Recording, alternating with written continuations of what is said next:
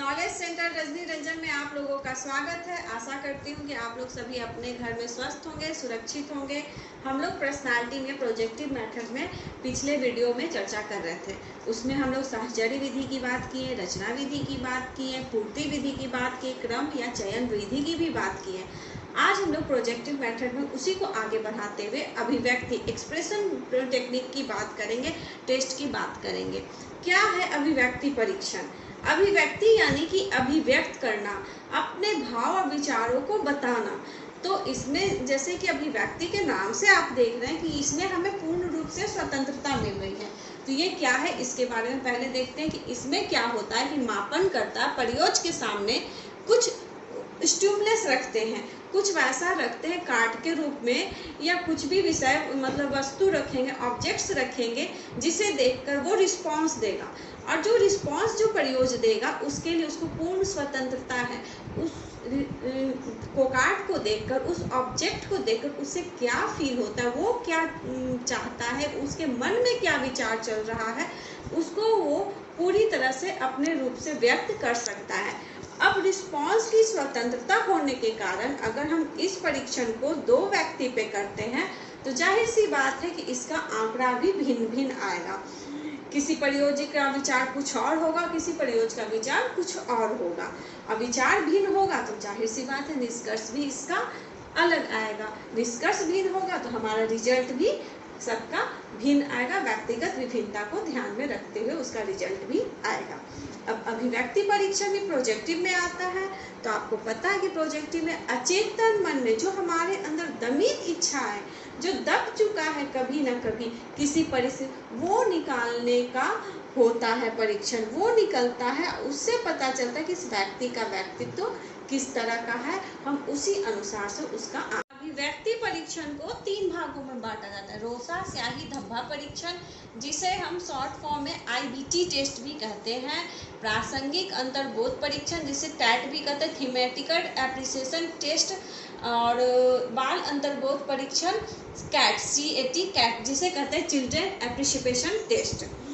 अब IBT क्या है, रोसा स्याही धब्बा परीक्षण क्या है, उसके बारे में चर्चा करेंगे। रोसा स्याही धब्बा परीक्षण के निर्माता हो गए हरमन रोसा, जो 1921 में इस परीक्षण का निर्माण किए। इसमें जो मापे जाने वाला जो गुण होता है, किसी भी व्यक्ति के व्यक्तित्व के वास्तविक लक्षण, उसके अंदर क्या क्या लक्षण वास्तविकता में है, जो मतलब अंदर छिपा हुआ है वो निकाल नहीं पा रहा है, वो वास्तविक लक्षण को मापा जाता है। इसकी उपयोगिता क्या है कि किसी भी व्यक्ति के ज्ञानात्मक, क्रियात्मक एवं भावात्मक पक्षों का मापन करते हैं। इसके साथ साथ हम मानसिक रोगों का भी, मानसिक रोगी जो रहते हैं उन लोगों के निदान के लिए भी इस परीक्षण का हम उपयोग करते हैं। और इसमें जो होता है, कार्ड का जो आकार होता है 24 सेंटीमीटर इंटू 17 सेंटीमीटर होता है। और कार्ड की संख्या क्या होती है, कार्ड की संख्या इसमें 10 होती है। और प्रयोजी की आयु क्या है, वो 14+ यानी कि वो 14 वर्ष से अधिक होता है।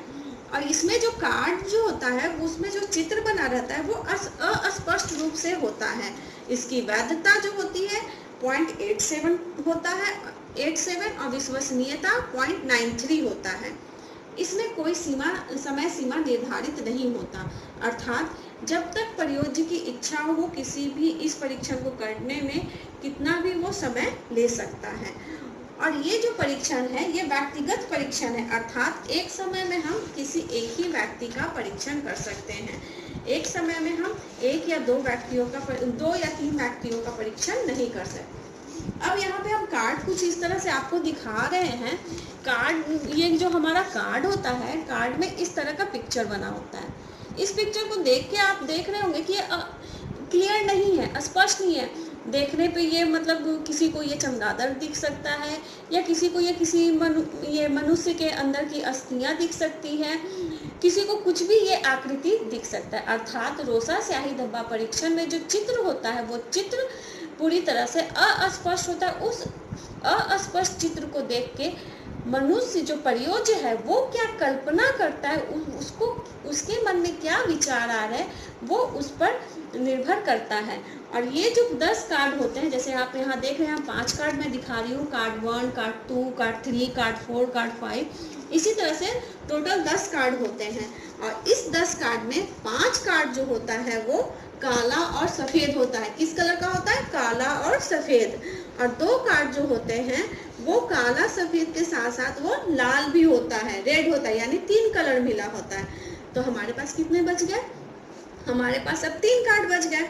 जो बाकी के जो 3 कार्ड होते हैं वो 3 कार्ड कई कलर के होते हैं, यानी कि वो मल्टीपल कलर होते हैं। उसमें कई कलर, पीला, नारंगी, लाल, सारे कलर का वो मिक्सअप होता है। तो इस तरह से ये 10 कार्ड हो जाता है। तो ये हमारा हो गया रोसा स्याही धब्बा परीक्षण।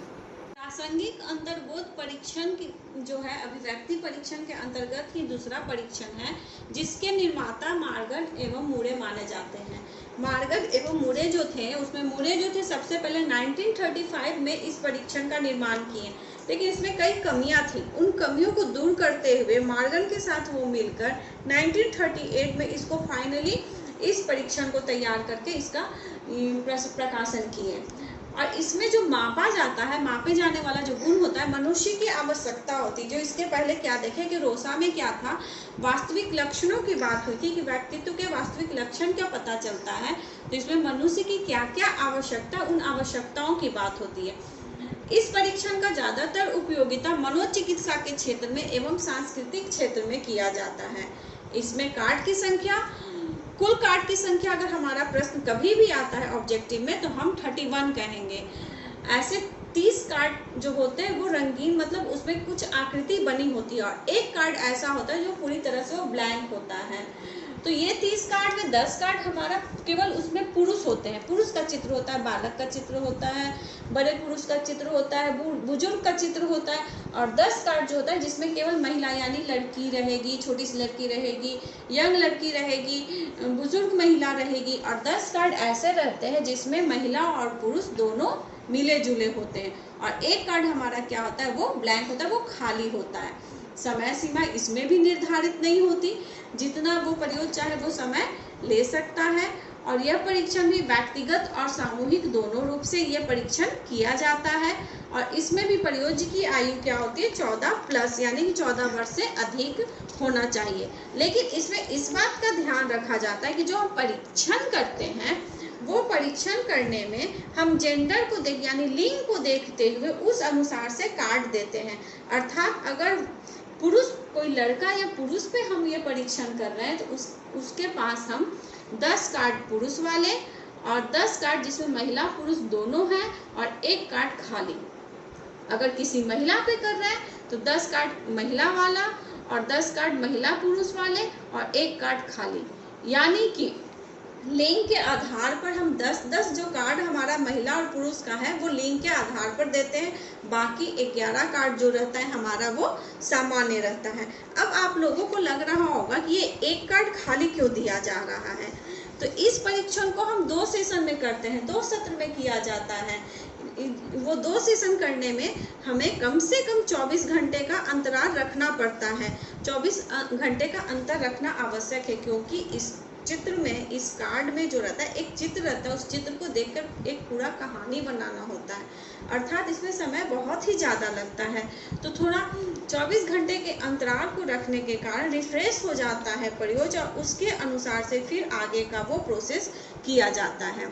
यानी कि प्रत्येक सत्र में हम कितना किए, प्रत्येक सत्र में हम 10 कार्ड दिखाएं। और फाइनली जो हमारा जो सेकंड सत्र हुआ, सेकंड सेशन जो हुआ, उसमें हम 11, एक कार्ड जो लास्ट में देते हैं वो ब्लैंक कार्ड देते हैं, वो सेकंड में देते हैं। यानी कि लास्ट सेकंड सेशन में हम 11 कार्ड देंगे, और वो ब्लैंक कार्ड में फिर वो जितना वो 20 में देखा है, उन 20 में देखने के बाद उसका एक विचार, वो अपना भाव, अपना वो अपने अनुसार से एक आकृति बना सकता है, एक चित्र बना सकता है, अपने विचार को वो प्रस्तुत कर सकता है।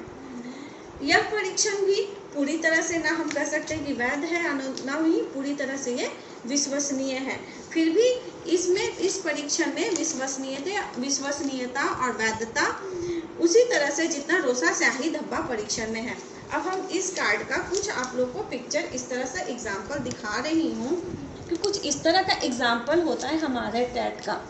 जैसे आप ये देख रहे हैं, ये पुरुष का है तो केवल पुरुष का कार्ड रहेगा, तो कुछ इस तरह का कार्ड रहेगा जिसमें बालक हो या बुजुर्ग हो, और ये महिला पुरुष मतलब मिले हुए होते हैं, इस तरह के कार्ड होते हैं।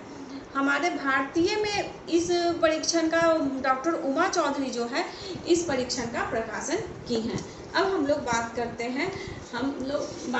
हैं कैट की। कैट क्या है?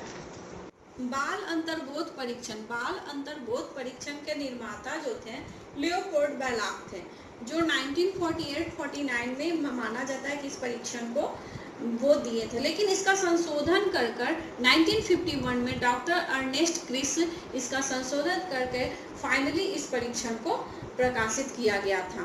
प्रयोज की आयु जो होता है इस परीक्षण में 3 वर्ष से लेकर 10 से 11 वर्ष तक होता है, अर्थात प्रयोज की आयु बच्चों की होती है, जो कि क्या था रोसा और हमारा जो था टैट में क्या था 14+ दोनों में जा रहा था। और इसमें भी कार्ड की संख्या क्या है 10 है, रोसा में भी 10 और बाल अंतर्बोध में भी 10।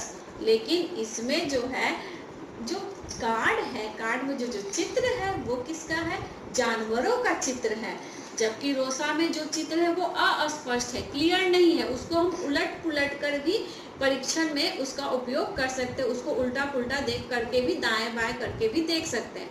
लेकिन बाल अंतर्बोध में और प्रासंगिक अंतर्बोध में जो चित्र का कार्ड है वो जैसे है उसका वही रखेंगे, यानी कि दिशा परिवर्तन नहीं कर पाएंगे, क्योंकि वो चित्र जो है सीधा बना हुआ है।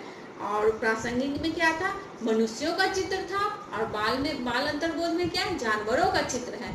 समय सीमा इसमें भी निर्धारित नहीं है, और यह परीक्षण भी सामूहिक और व्यक्तिगत दोनों रूप से किया जा सकता है।